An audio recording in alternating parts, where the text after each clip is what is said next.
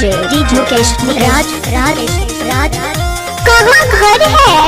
अमाटोल तनियो दर्द नहीं बुझै छै सेज पर भतार साला कूदै छै तनियो दर्द नहीं बुझै छै सेज पर भतार साला कूदै छै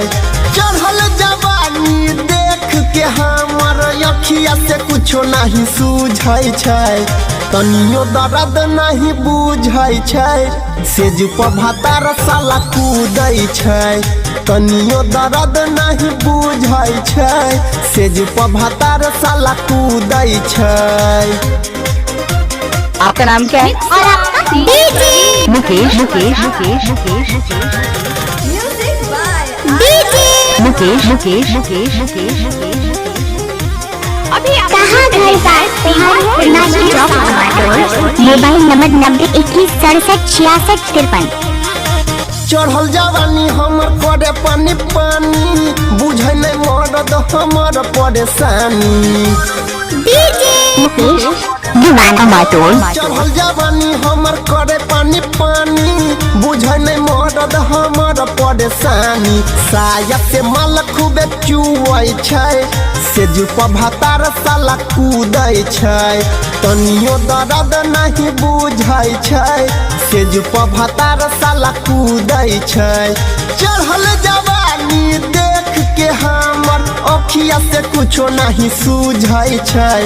तनियो दर्द नहीं बुझै छै सेज पर भतार खाली कूदै छै तनियो दर्द नहीं बुझै छै सेज पर भतार साला कूदै छै। का नाम हो तुम्हार डीजे मुकेश राज राज अभी आप सुन रहे हैं डीजे मुकेश राज राज प्रस्तुति। आपका घर कहाँ है? अमाटोल डीजे प्रवीण करियो तो आजाद तनियो नहीं करे आबै ओकरा प्यार गे ऐसे निमन छै नहीं हो दे के यार गे डीजे मुकेश अमाटोल तनियो नहीं करे आबै ओकरा प्यार गे ऐसे निमन छै नहीं हो दे के यार गे नैहर में अनिल खूबे जूझै छै सेज पर भतार सोनू कूदै छै